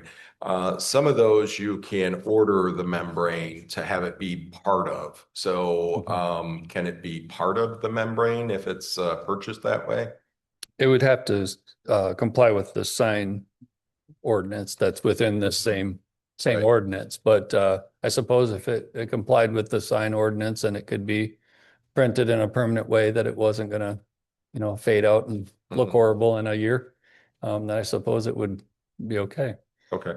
Like, and so I don't know if there's any clarification that needs to take place there. And then when we talk about this, we're hoop houses are only as part of commercial industrial mixed use. This does not include EROs then, correct? That'd be correct. Okay. Yep. And you're not proposing that they become part of EROs? No. And and these are prohibited in EROs and in residential areas, correct? Yes. Okay, thank you.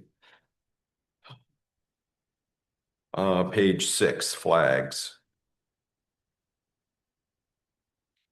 Feather flags. So feather flags fall in their own unique category within the ordinance and do not pertain to this, or is that a different definition?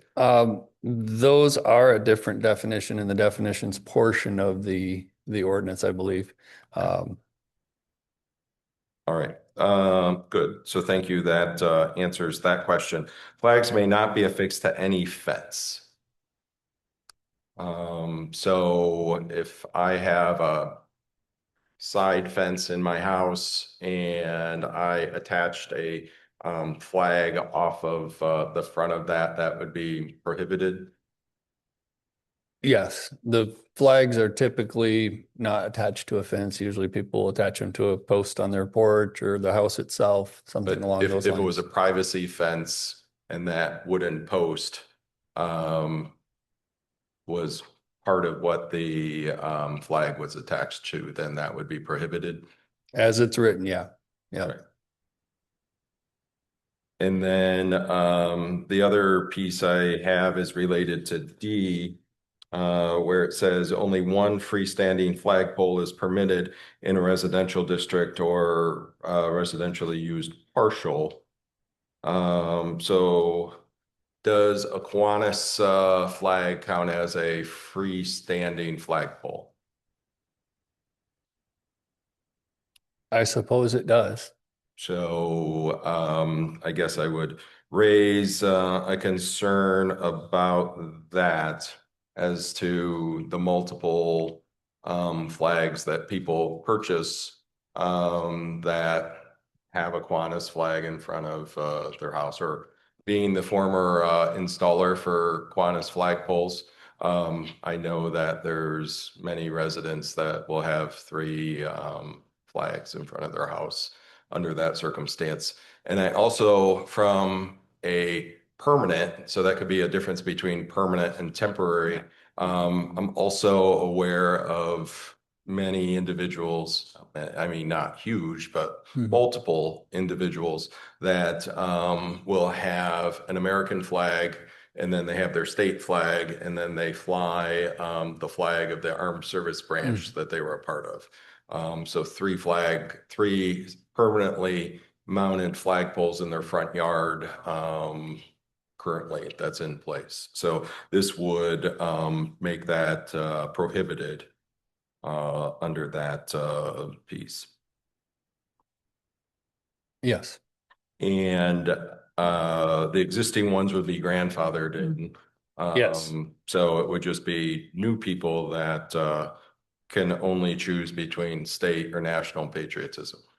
You don't need to answer that.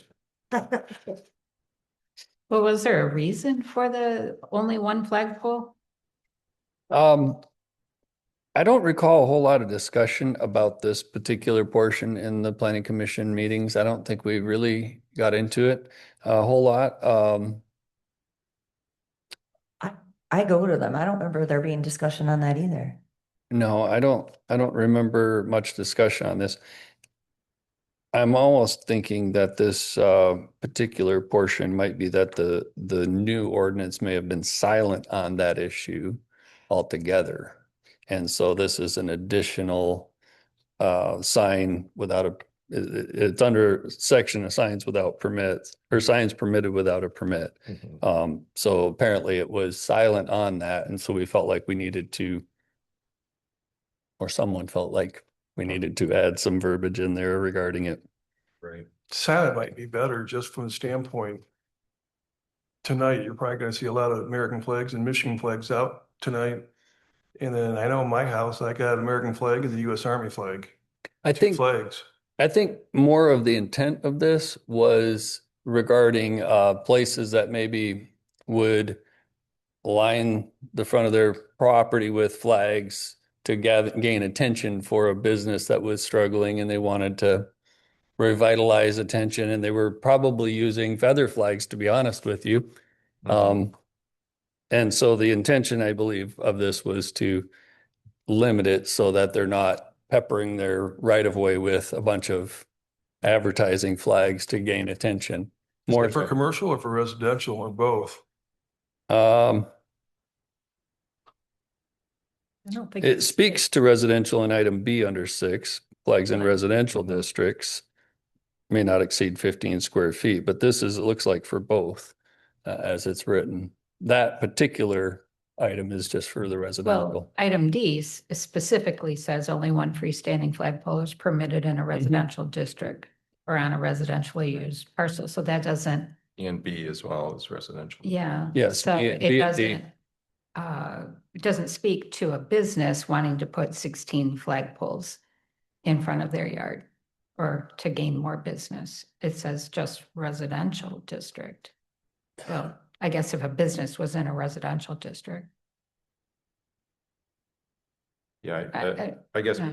maybe my thought here would be is if we say that there's a concern and then maybe let you work it through a Yeah. little bit and see. We can what take some it of back those- to the- Some of those thoughts are with the understanding that Kiwanis flags play a big role in our Yes, they do. community and having multiple ways to show our support for country and state. My concern with the other temporary signs, and I didn't write down which number it was. I guess it's D in non-residential districts, not to exceed a period of 30 days. Which is great, but 30 days in a year, can I put it up for 30 days, take it down for 1 day, put it up for another 30 days? Where was that at? It Where we at? is D, other signs, so it'd be under temporary signs in non-residential districts, D, other signs. What? And they did talk about that at the last planning. Page 5 and Page 5. and the zoning ordinance This, thing. just to refresh your memory, Dan, this came up at the last planning commission meeting because Don Taylor brought it up because of the love your neighbor sign. And he's like, well, I've had it in my yard. Does that count on that? And they were talking about that and wondering where to go in that direction. So I know that came up, but I don't think they changed it. And would that include election signs? Well, you can't, that's a free speech thing where we I can't. believe there's another section of the sign ordinance that speaks specifically to election signs. Yes, Okay, there all right. is. I wasn't There certain is. in terms of. The- the This is precision of this it. is different. This is if you look at the way it used to read, what struck out, it spelled out grand opening banners, Right. and Garage sales. and so we wanted it to be I believe, and Tiffany can correct me if I'm wrong, but I believe we wanted it to be a little bit more generic than that. So that way it covered whether it's a happy birthday sign or a grand opening or whatever the special event is, that it couldn't remain forever. Activity or event is what it's. For activity or event. Or Yeah. event. Yeah. Okay. And the reality is, you sometimes will get a new business that comes to town, and we want to encourage and we want to fan the flame of new business growth and be friendly to them. But sometimes that grand opening sign lingers a little too long, and so at 45 days, you want to say, hey, the ordinance says 30, can you please remove it? And we try to give a little grace, but at the same time, we got to have limits. So. Yeah, I just wanted to be sure that they couldn't like put it up for 30 days, take it down for 2 days, put it up for another 30 Well, days. some will try. Yeah. Well, because there's nothing in the new language that says Right. they can't right now. It just says not to exceed 30 days. Okay. So maybe that needs to be another thing we discuss further. Yeah.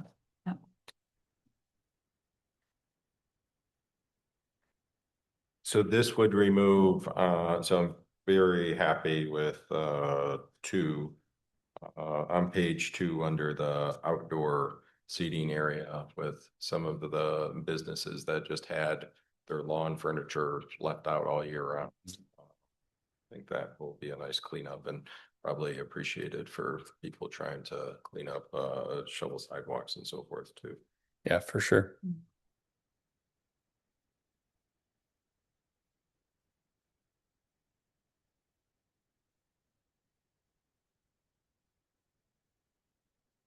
All right, thank you. All right. Moving on to resolutions. Resolution R 26-031 is from administration. It is a resolution to authorize a transfer of $250,000 from the Downtown Development Authority Fund for the Town Square project. May I get a motion to adopt the resolution? So moved. I have a question. Is this something that the city is going to be reimbursed for later from the enhancement grant?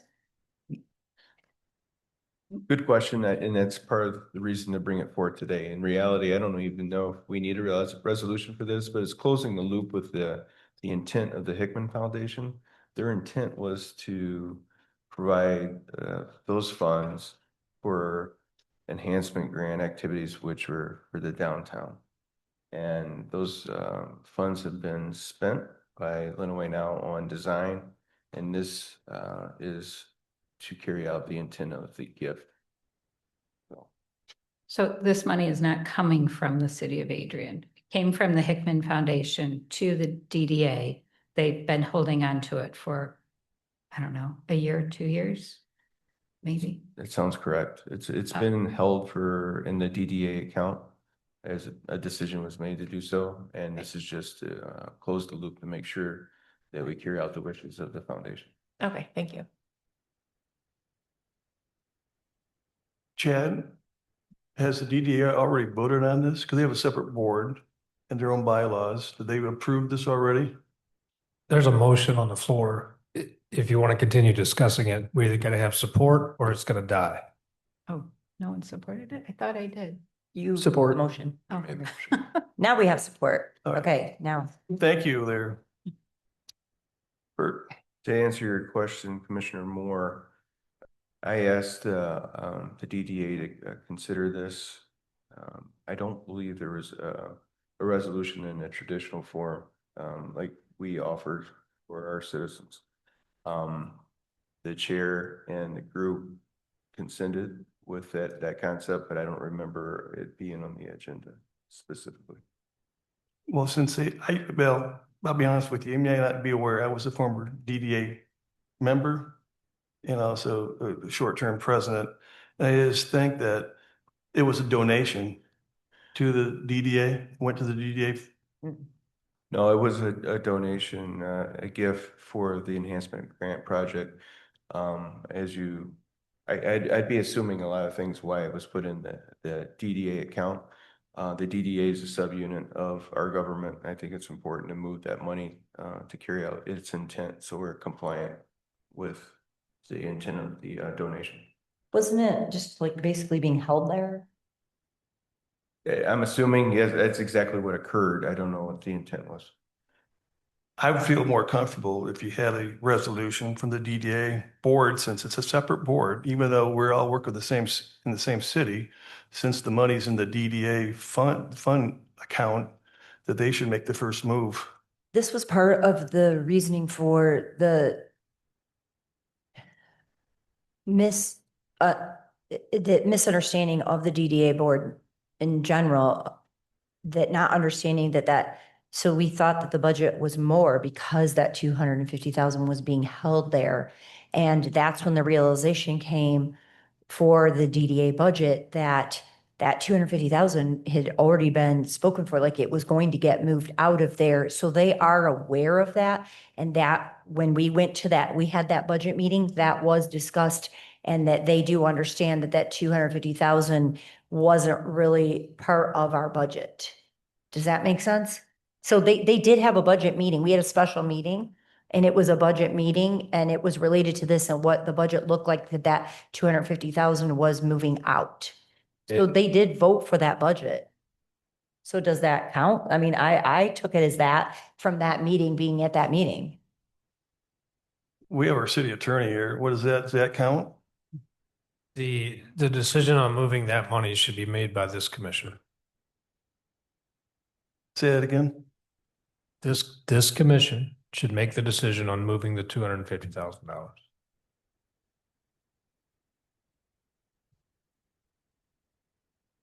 But they did approve their budget, the DDA, with that understanding that it was going to be moved. They did, that's what they approved. They did have that understanding.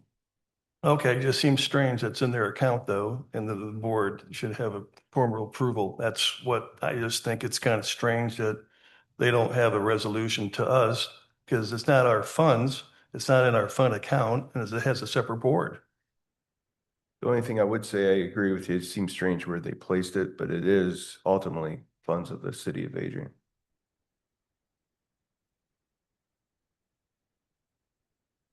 So we have a motion from Commissioner Roberts with a second from Commissioner Cheshire. Roll call, please. Commissioner Banky, Yes. Commissioner Zeit, Yes. Commissioner Roberts. Yes. Commissioner Moore, No, Commissioner Cheshire, Yes. Mayor Heath. Yes. Motion carried. Resolution R26-032 is from Community Development. It is a resolution to approve additional electrical work in the amount of $21,130 related to the Town Square project. May I get a motion to adopt the resolution? So moved. second.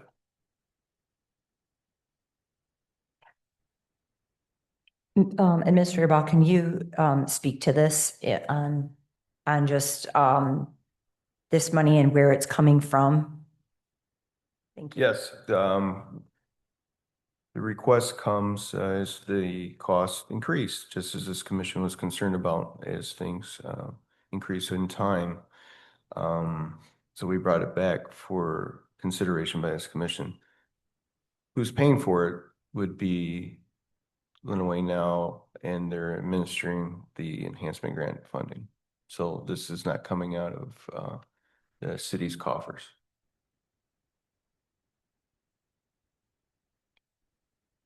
We have a motion from Commissioner Roberts with a second from Commissioner Moore. Roll call, please. Commissioner Zeit, Yes. Commissioner Roberts. Yes. Commissioner Moore, Yes, Commissioner Cheshire, No. Mayor Heath, Yes. Commissioner Banky. Yes. Motion carried. Resolution R26-033 is from Finance.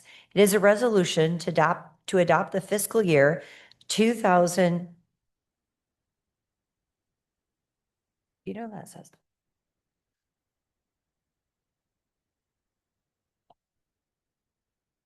Yeah. Is that right? Okay. Just a sec. Yeah, it's supposed to be 26, 27, yeah. To adopt the fiscal year 2026 to 27 capital improvement. Wait, what is it? That is the right one? Okay, sorry. To adopt the fiscal year 2031 to 32 capital improvement program and fiscal year 2026 to 27 capital budget for incorporation into the fiscal year 2026-27 operating budget and general appropriations act. May I get a motion to adopt the resolution? So moved. Second. Are there any discussion on this or any questions? We have a motion from Commissioner Roberts with a second from Commissioner Moore. Roll call, please. Commissioner Roberts, Yes. Commissioner Moore, Yes. Commissioner Cheshire, Yes. Mayor Heath, Yes. Commissioner Banky, Yes. Commissioner Zeit. Yes. Motion carried.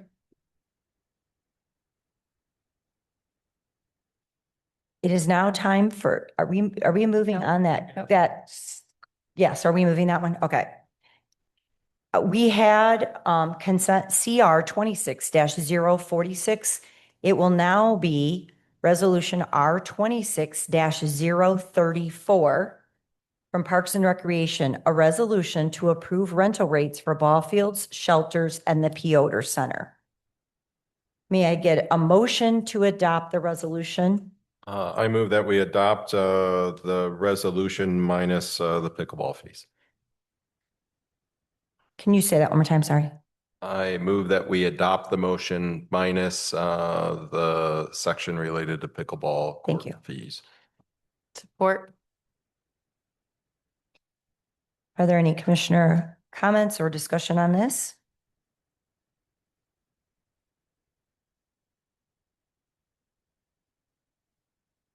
Just want to make sure, Matt, you know what the next steps are for surveying and that we're not opposed to it, just some additional work on that. Yes, thank you. Thank you. All right, we have a motion from Commissioner Banky with a second from Commissioner Zeig for resolution R 26-034, a resolution to approve rental rates for ball fields, shelters, and the Piotr Center minus the section regarding pickleball. Roll call, please. Commissioner Moore, Yes. Commissioner Cheshire, Yes. Mayor Heath, Yes. Commissioner Banky, Yes. Commissioner Zeit. Yes. Commissioner Roberts. Yes. Motion carried. It is now time for public comment. Just to reiterate, there is a 3-minute time limit, and this is general public comment. It does not have to be in regards to what was discussed tonight, but it can be. And for the record, please state your name and place of residence. We will begin inside the chambers first. When we have exhausted all public comment inside the chambers, we will then open it up to the Zoom participants. We will begin now inside the chambers.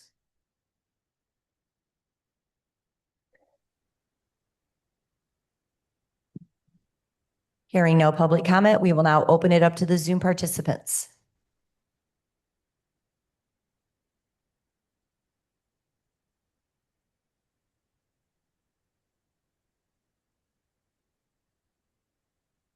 Hearing no public comment, we will now move on to commissioner comments. Well, I tried. Oh, go ahead. Yeah, can you hear me? Yes, just state your Okay. name and place of residence and you can begin. Thank you. Steve McGee, and I am not a resident of the city of Adrian, but I'm also a longtime veteran advocate and would like to take a minute and thank the city commission for moving the Civil War Monument Project forward and Matt's leadership on a project. And I was glad to hear him say tonight that you're looking at some tree trimming because we're getting a little concerned in some of the branches that are getting close to the Vietnam Memorial. So thank you very much.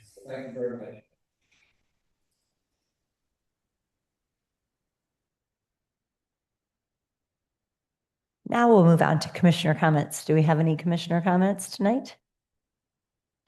I have a few, and I'll try and be quick because there happens to be a game starting soon. I am concerned about the swim lesson rates, the increase to them, and that we don't have funding to offset that. I think that it would behoove us to look as a board, as a city, to somehow get grants or sponsorship or something to decrease those rates. I understand the costs of pool and running it and lifeguards. But if we can think even outside the box for bringing some of those costs down, I would really appreciate that if we could try that. There's a lot of announcements, a lot of things going on. I hope most people have been getting the Adrian update to see, but I'll just run down some of them real quick. If you're in the Crimson Holdings lawsuit area, the information went out today. It was open, right? Today for people to be reimbursed $300 for that. So please contact Lisa Hewitt Cruz's office if you have any questions, Community Development Office. The MISTA grant funding application was open for home repair assistance up to $25,000. I understand we have many applications for that. So that's wonderful, but that's something that, is available to city residents. Our yard waste pickup for bags and bundled sticks happens April 15th and 22nd. Please do not put your bags out after those dates. There are only 2 times of the year where we pick up yard waste. It's this time and then again in either late October or November. Otherwise, you need to take it to the compost site. We are having a water service line replacement open house in City Chambers, April 15th, 6 p.m., just to discuss what all of the information going on with water service line for the lead abatement program. May 2nd, I'm thrilled. Our compost site opens. It's open on Saturdays from 8 to 2, and then Tuesdays from 12 to 7. So hopefully spring is here. I know my garage is full of stuff I'm going to be taking out there.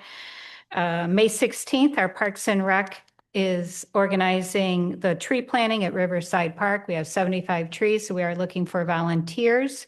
So if you are interested in helping our Parks and Rec plant some trees on a Saturday morning.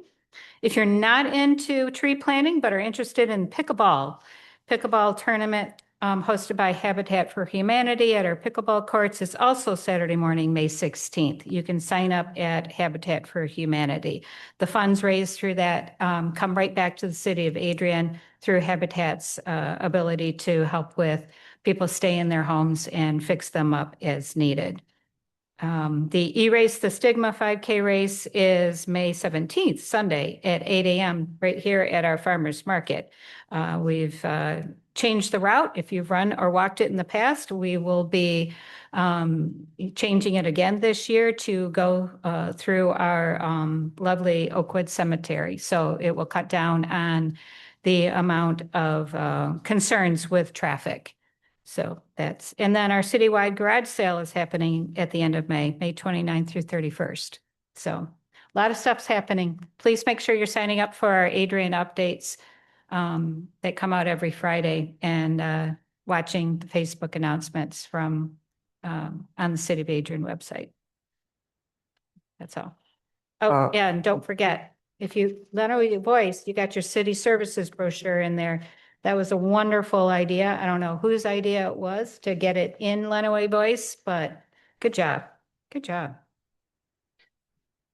I wanted to make a thank you announcement. At the end of last month, residents came together to attend multiple celebrations to acknowledge Adrian's 4th annual Trans Day of Visibility. This is an event that is dedicated to celebrating transgender individuals and raising awareness of the discrimination we face. TDOV focuses on the living members of the community and their contributions to society as a whole and to Adrian. So on behalf of one of those event groups, I wanted to say thank you to everyone who helped organize, everyone who came, and a special thanks to the Adrian Diversity Event Fund for providing the space for this celebration. I did did also want to include May 2nd. You can drop off your compost first, go back, decorate your car, and join us for the Chico Cinco de Mayo parade. This year's lineup is going to be along College, so down the street of Lenawee Rec, ZZ's, and then proceed out to the fairgrounds. I did like our conversation earlier today, but we voted in regards to the Cesar Chavez piece, but we kind of like ended abruptly with the next steps on that. So I guess in terms of my understanding, it sounds like HRC is going to work with some of the community groups and plan that moving forward. So just wanted to make sure that wasn't lost on that. And I know there's special meeting notices that will need to go out or an agendas created from that with the two different entities as terms of who's going to lead that process. So I appreciate that as an opportunity for HRC to be involved in and have that communicated out to everyone. And Administrator Ball, I know it has not been publicly noticed yet, but when will the wastewater open house be? And you can make that public announcement and then we can get that out to the public.